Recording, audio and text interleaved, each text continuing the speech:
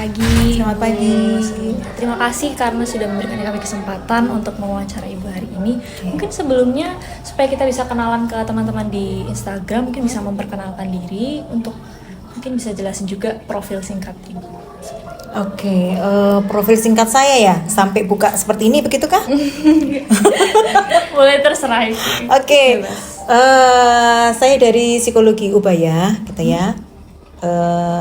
Kemudian saya punya passion sih untuk anak-anak berkebutuhan khusus karena kok mengajarkan anak-anak ABK itu berbeda dengan mengajarkan anak-anak yang umum gitu ya. Happy-nya untuk saya ya, happy-nya itu berbeda. Jadi dulu memang di awal saya masih ikut satu lembaga begitu. Akhirnya kemudian saya ngumpulin duit sampai akhirnya bisa bikin sendiri sampai sekarang. Jadi baru kami bikin ini tahun bulan Juni, kalau nggak Juni apa Juli saya lupa, tahun 2004 sampai dengan sekarang. Udah lama banget ya berarti. Sudah 20 tahun lebih ya. Wah, iya. Terus bagaimana pengalamannya? Apakah ada anak berkebutuhan khusus dengan tipikal tertentu yang Ibu tangani atau memang open untuk semua? Kalau kami open untuk semua gitu ya, tapi memang saya nggak kerja sendiri gitu, tetap ada profesional lainnya. Jadi saya juga bekerja sama dengan beberapa psikolog gitu ya, untuk mungkin melakukan tes, mendiagnosa, kemudian ada dua psikiater juga di Surabaya gitu. Jadi kami bekerja sama dengan ahli-ahli tertentu juga. Baik. Mungkin boleh dimulai dengan pertanyaannya, Sheila. Oke, mungkin kita masuk ke pertanyaan-pertanyaan yang udah dikumpulin sama teman-teman yang jadi audiens di Instagram kami. Aja hal yang biasanya tidak sensitif pada individu tipikal, tapi pada sebagian besar ABK merupakan hal yang sensitif. Oke. Kalau kita ngomong ABK itu kan sebenarnya luas ya. ABK sendiri kan singkatan dari anak berkebutuhan khusus. Jadi semua anak yang membutuhkan perlakuan khusus itu sebenarnya masuk di ABK gitu ya. Kalau kita ngomong masalah intelijensi kognitif itu dari anak yang di bawah rata-rata, akhirnya sampai dengan di atas rata-rata, selama mereka membutuhkan perlakuan khusus itu sudah masuk ke ABK gitu. Kalau masalah sensitif, tiap anak otomatis berbeda, ya. Kalau kita mengenal anak-anak dengan autistik, itu otomatis banyak sekali sensitifnya, gitu ya. Mereka ada gangguan sensorik, jadi di pendengaran, di perabaan, begitu ya, auditori dan sebagainya. Itu untuk anak-anak dengan autistik. Kemudian kalau untuk anak-anak yang lainnya beda-beda ya. Beda-beda, kayak kalau kalau kita ngomong gifted itu memang sensitif sekali, terutama terhadap hal-hal yang tidak sesuai dengan rencananya dia gitu ya, ada perubahan dan sebagainya. Ada beberapa yang masih belum bisa ngontrol, akhirnya mereka sensitif, akhirnya marah di situ. Kemudian kalau kita ngomong anak-anak dengan disleksia, mereka kan kesulitan di akademik ya pada saat di usia sekolah dasar. Jadi otomatis pada saat mereka nggak paham sama instruksi dari guru, keterangan dari guru, nggak bisa mengerjakan, otomatis dia marah gitu. Apalagi kesulitan membacanya mereka gitu ya, sulit sekali memblendingkan huruf dan sebagainya. Akhirnya itu bisa menjadi marah untuk mereka. Tuh.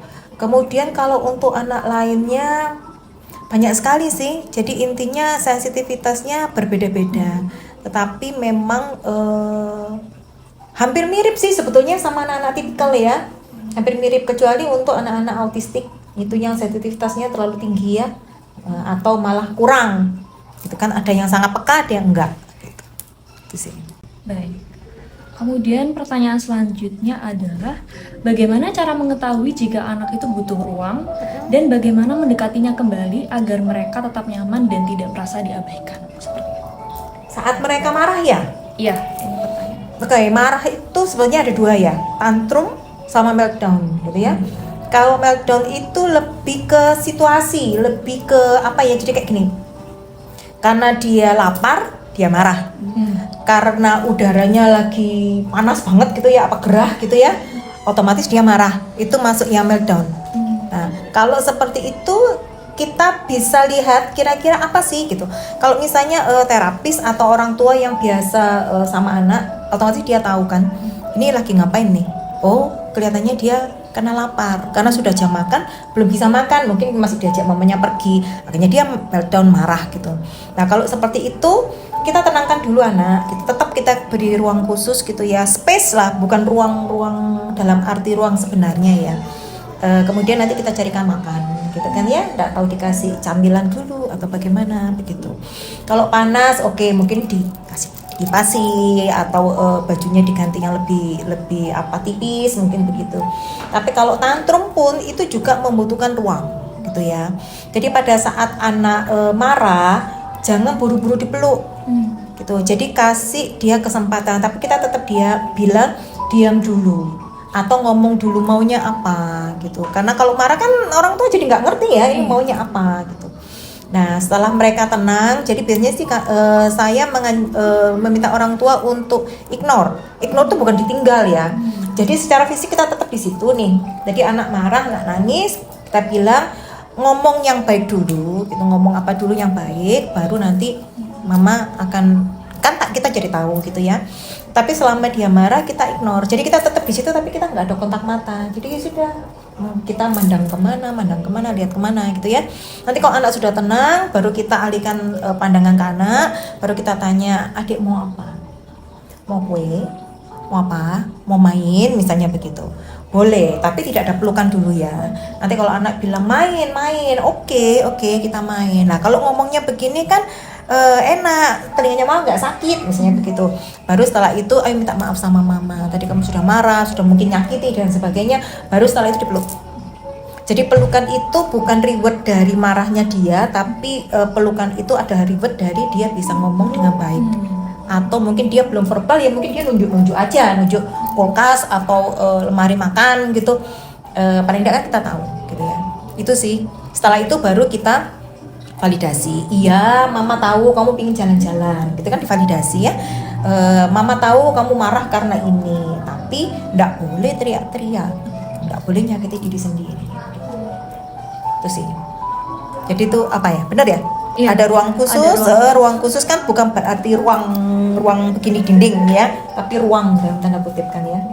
Jadi jangan sampai kita juga membuat anaknya kalau misalnya kita langsung peluk mikir kalau berarti kalau untuk dipeluk aku harus marah-marah terlebih dahulu. Betul. Khawatirnya kalau langsung pada saat marah kita peluk itu reward.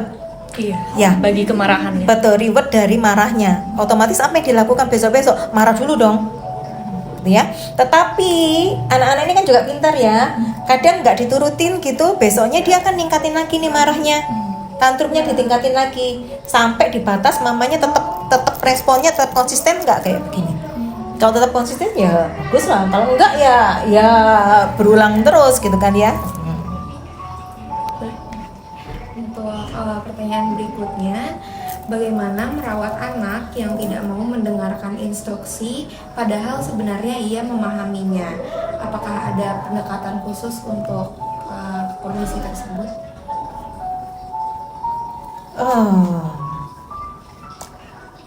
Kalau kita memang yakin bahwa anak nggak mau melakukan instruksi, yakin ya, bukan menduga ya. Kalau memang yakin, kita lihat dulu kenapa sih anak ini nggak mau melakukan. Bisa jadi mungkin instruksi kita terlalu sulit untuk dilakukan.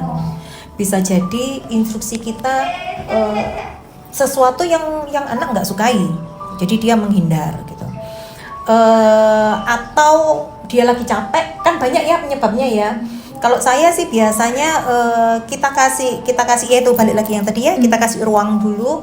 Oke, ibu kasih waktu misalnya kalau dia tahu jam ya kita bilang misalnya 5 menit lagi, 3 menit lagi, atau alarm, atau kita berhitung.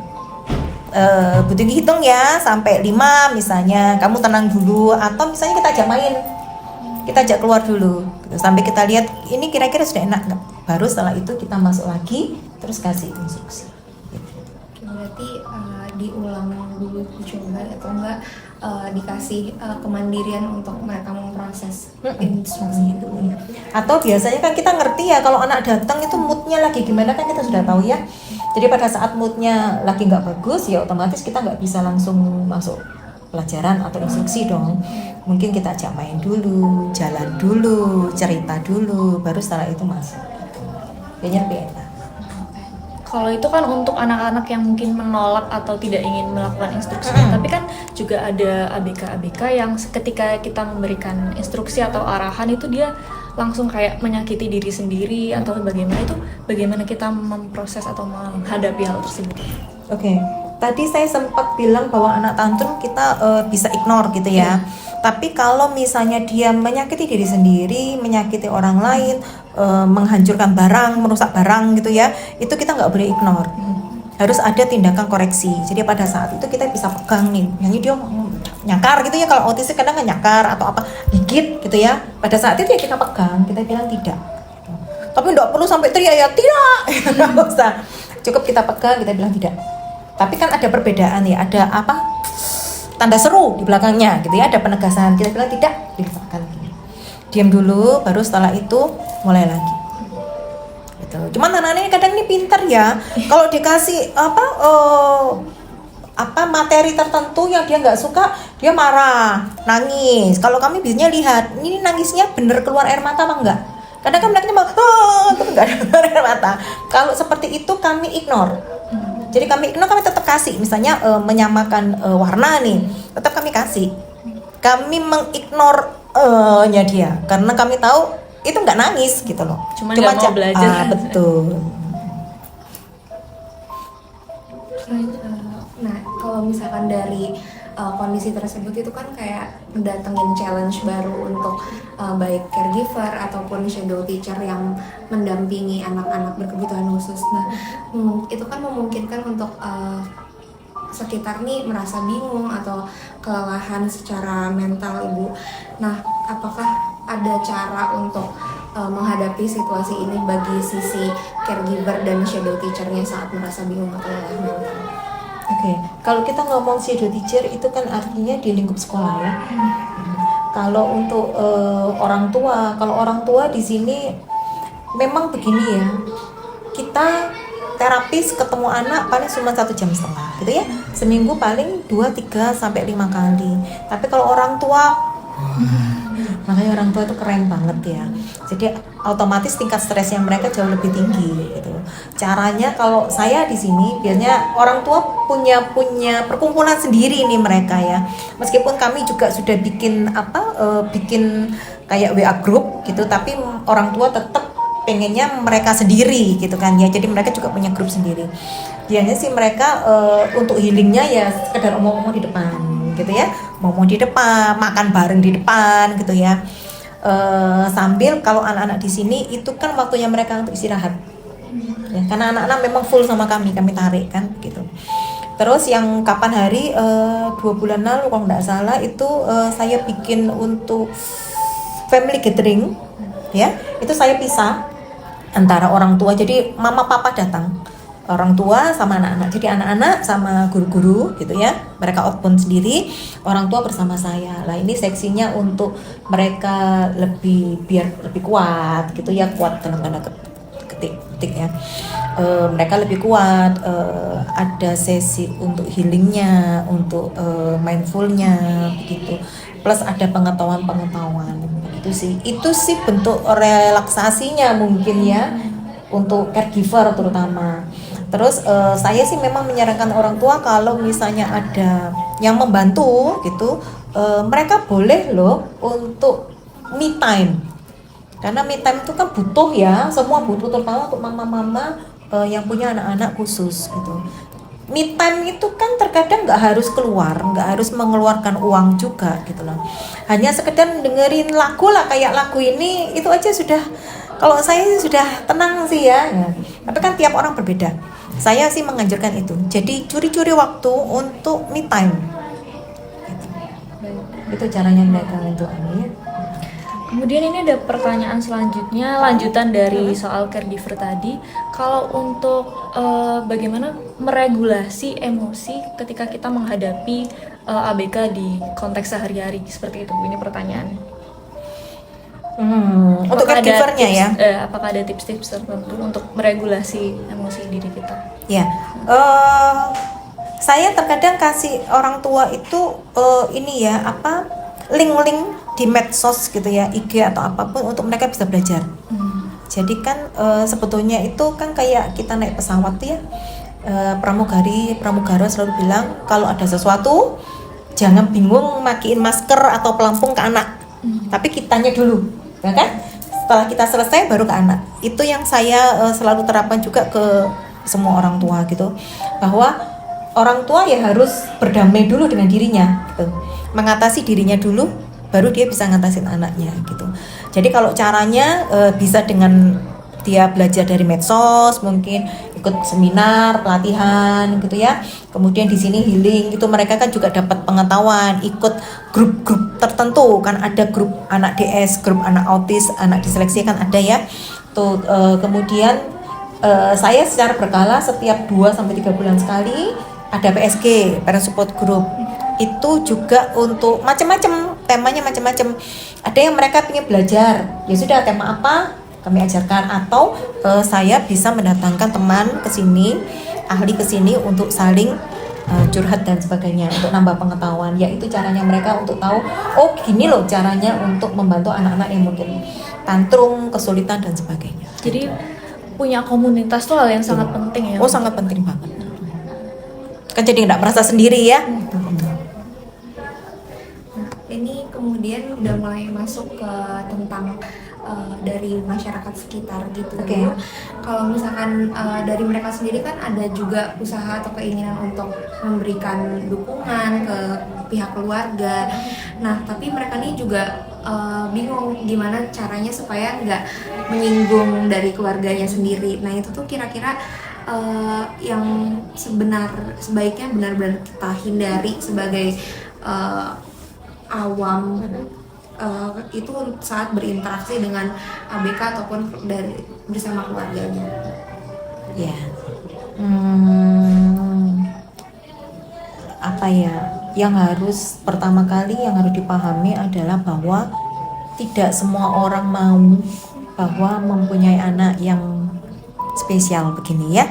Jadi otomatis ya gimana sih rasanya ya? Mungkin masih ada denial gitu, merasa enggak, kok anakku baik-baik saja. Nah, selama kita tidak menyinggung itu, tidak memberikan stigma-stigma negatif, bertemu ya bertemu biasa aja lah, kayak bertemu dengan tetangga, bertemu dengan teman, sosialisasinya begitu saja gitu. Jadi pada saat mungkin anaknya tantrum, mungkin kita kasih ruang gitu ya. Enggak apa-apa, ini apa di kamu sama anakmu dulu, misalnya begitu tetangga ya, sama anakmu dulu, nanti kita sambung lagi. Itu aja sudah merupakan penguat tuh untuk para orang tua dengan anak spesial, karena mereka merasa dipahami gitu.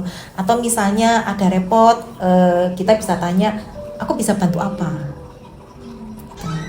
Misalnya mau kemana, nggak apa-apa, ayo aku mau pergi ke sini, kamu ada mau titip nggak? Itu aja sudah happy ya, nggak perlu oh anakmu itu gimana kok sekarang gini ya, itu nambah mereka jadi tambah wah gitu kan. Gitu sih. Jadi nggak usah menyinggung soal anaknya bagaimana dan sebagainya, nanti akan cerita sendiri. Jadi cukup kita berlaku biasa gitu ya. Pada saat kita melihat ada kesulitan ya kita tawarkan bantuan, kalau enggak ya nggak apa-apa. Tadi Ibu juga menyebutkan soal stigma-stigma negatif yang ada dari masyarakat. Nah, ini ada yang bertanya, kemudian bagaimana kita menghindari atau menghadapi stigma-stigma negatif itu bagaimana ya? Untuk dari sisi caregiver dan kerabat-kerabat dari ABK tersebut, bagaimana menanggapi stigma negatif tersebut?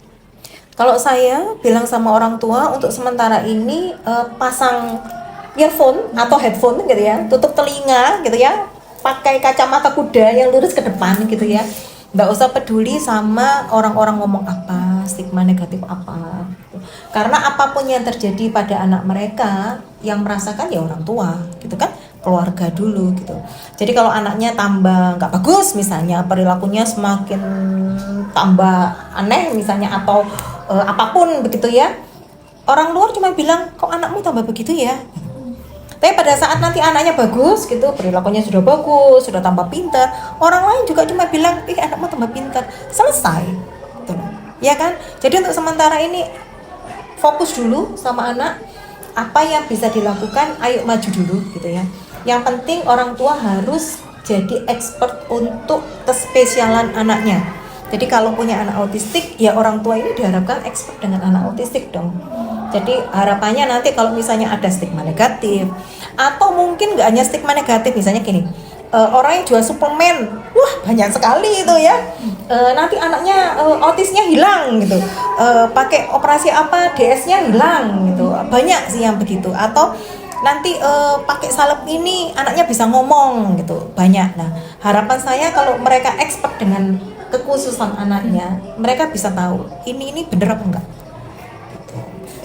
Karena ya wajar sih ya, soalnya orang tua kan ya, siapa sih yang nggak pengen instan ya, tapi instan itu lihat dulu bener apa enggak gitu. Kalau misalkan dari kayak tetangga atau teman dari orang tuanya itu kan mungkin awareness-nya udah lebih terdevelop lah untuk memahami perasaan dari keluarganya atau untuk anaknya sendiri. Nah kalau misalkan dari sisi teman-teman sebayanya anak tersebut nih Bu, gimana supaya orang tua ini memastikan bahwa anak-anaknya ini ada di lingkungan yang aman dan gak dapat diskriminasi dari teman sebayanya kayak diejek atau dibully gitu Bu? Ya, anak ABK ini rentan bully sebenarnya ya. Jadi memang orang tua harus ada kerjasama dengan pihak sekolah, dengan guru-guru atau dengan shadow teacher kalau ada shadow teachernya. Kemudian harapannya sekolah juga mensosialisasikan ke murid-murid lain bahwa di kelasnya atau di sekolahnya ada anak-anak khusus begitu. Itu sih yang lebih bisa dilakukan gitu ya, karena apa ya, rentan banget sih bully, dan anak-anak kita juga nggak ngerti gitu kok mereka lagi dibully gitu ya. Apalagi yang bully verbal, mereka nggak paham bahwa mereka ngatain ini tuh sudah masuk bully verbal. Tapi kalau bully fisik mungkin orang tua akan melihat ya, karena kan ada bekas gitu ya, ada bekas luka atau lebam gitu. Tapi kalau bully verbal nggak tahu ya, apalagi bully apa ini, medsos ya, sosial ya, akhirnya jadi apa, grup-grupan gitu, nggak usah temenan sama ini karena ini aneh dan sebagainya gitu. Jadi memang lebih ke guru atau sekolah sih kalau itu, tapi orang tua ya harus apa sih, kalau saya bilang store muka itu sering ke sekolah, diskusi sama guru mengenai anaknya secara berkala gitu ya, tahu 1 bulan sekali atau 2 bulan sekali gitu, tapi secara berkala itu bisa membantu untuk mengurangi bullying. Kemudian dicari teman-temannya yang sekiranya aware sama anak kita, nanti bisa kita rangkul gitu ya, dideketin untuk dititipin anaknya, minta tolong diperhatikan. Itu sih yang bisa dilakukan. Cuma memang riskan sih, apalagi kalau masuk ke sekolah yang gede ya, sekolah umum yang besar ya. Inklusi aja terkadang juga masih sulit, tetapi bukan tidak mungkin, bisa, pasti bisa. Ya baik. Kalau ini selanjutnya pertanyaannya sepertinya dalam konteks tenaga psikologis di masa depan ya, kita sebagai mahasiswa, bagaimana cara kita untuk memberikan dukungan kepada keluarga atau orang tua dari ABK tapi tanpa melebihi batas profesional yang kita miliki, Bu? Apakah Ibu punya pengalaman terkait hal itu dan mungkin bisa diceritakan ke orang tua itu butuh didengar sebetulnya. Ya, cukup kita mendengarkan ya, pakai kan ya, bukan mendengar ya. Kalau kita dengar musik kan cuma mendengar gitu ya. Ini pakai kan. Jadi kalau pakai kan itu kan tidak hanya telinga kita yang kita siapkan, tetapi juga hati dan pikiran kita plus fisik ya. Jadi pada saat mereka pengen ngomong, mereka pengen curhat, dengerin aja gitu ya, dengerin. Kemudian kalau memang ada, mungkin mereka merasa down, merasa persepsinya orang-orang nggak dukung dia, coba kita lihat, bisa masuk macam-macam ya, bisa CBT bisa masuk gitu ya, mindful bisa masuk, banyak sih sebetulnya. Kalian kan dari psikologi ya, Iya. Nah itu kan banyak sekali teknik-teknik gitu ya, teknik-teknik konseling yang bisa kita terapkan ke mereka. Paling tidak yang pertama mereka ingin didengarkan. Jadi siapkan hati, siapkan pikiran, siapkan telinga untuk mendengarkan mereka bicara, tapi tetap secara profesional ya. Jangan sampai terlalu terlibat dalam sampai nangis-nangis juga sama mereka, mungkin nggak seperti itu. Jadi poin intinya adalah kita harus mendengarkan dengan Betul. kan supaya Betul. tidak cuman masuk telinga kanan.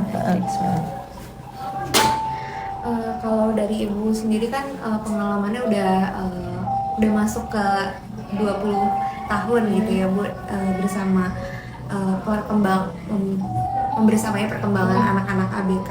Nah kalau dari ibu melihat perubahannya seiring tahun itu, apakah media sosial ini tuh efektif dalam mengubah mindset masyarakat menjadi lebih positif, atau lambat laun justru malah regresi atau kayak munculnya banyak kata-kata negatif ke ABK-nya Bu? Medsos itu sebetulnya sama kayak pisau ya. Jadi kalau kita menggunakannya dengan tepat ya kita dapat fungsinya. Tapi kalau nggak tepat ya bisa melukai. Kemudian jadi artinya orang tua harus jeli. Apakah informasi yang disampaikan di medsos ini benar atau enggak? Gitu. Kalau misalnya benar, ya ayo didengarkan, di-share, gitu kan?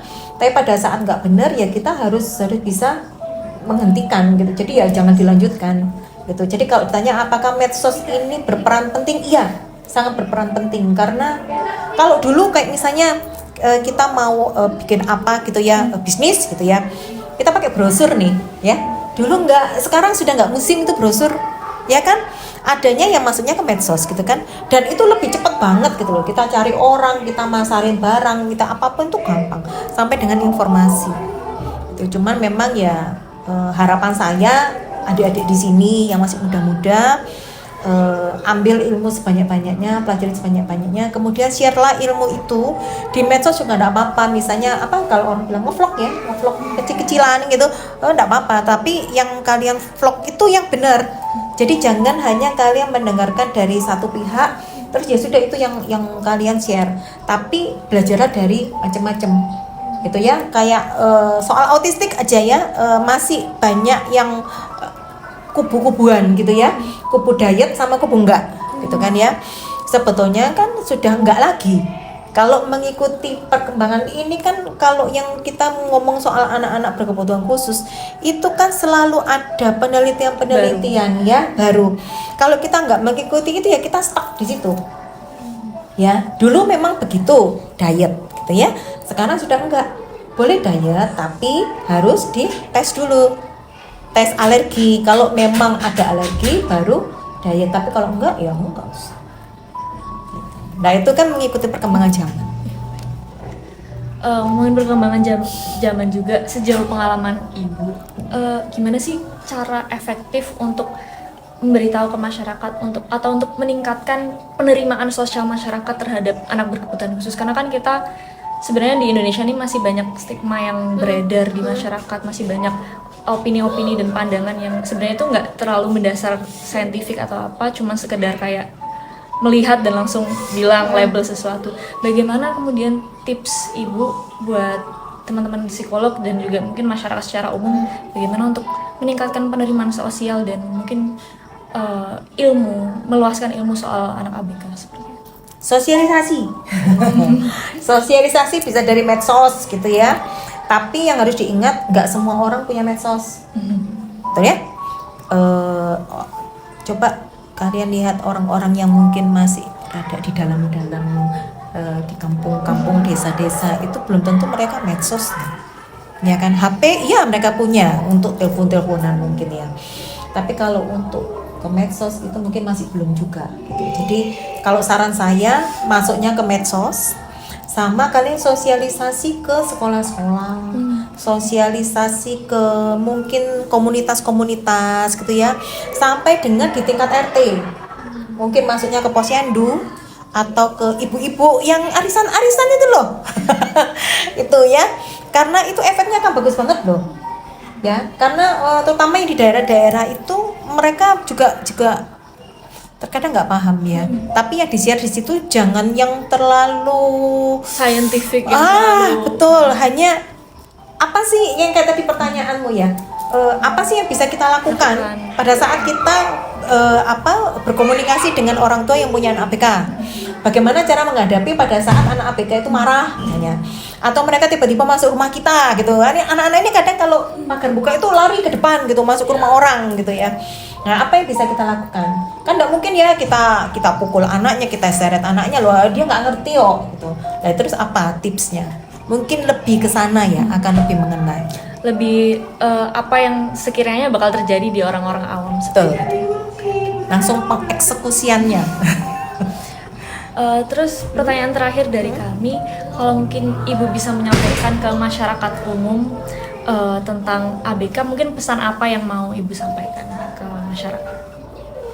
Ya, yang harus dipahami adalah orang tua dengan anak-anak khusus ini memang tidak mudah mereka dalam menjalani gitu ya. Mereka menerima kenyataan atau diagnosa mengenai anaknya itu sudah seperti batu gede yang dijatuhin ke mereka. Jadi ayolah kita berempati sama mereka, beri dukungan, jangan hanya memberikan begini loh. Kadang itu kalau kita tahu ada orang tua yang punya anak ABK, terus banyak sekali informasi, banyak sekali nasihat yang diberikan gitu ya. Akhirnya kan semakin banyak kan semakin menutup akhirnya. Ya sudah, kita lihat saja apa yang bisa kita lakukan, berlakulah seperti biasa gitu ya. Karena mereka itu nggak nular kok. Kan mereka bukan penyakit ya, ini bukan penyakit, jadi nggak nular. Jadi tetaplah bersama mereka, membersamai anaknya, membersamai orang tuanya. Mungkin itu saja sih. Oke, kalau dari kita pertanyaannya sudah habis dari teman-teman audiens. Jadi saya berterima kasih ke Ibu sudah Sama-sama. menerima kami di Esha dan mau diwawancarai untuk berbagi ilmunya dengan teman-teman di Instagram. Terima kasih. Terima kasih.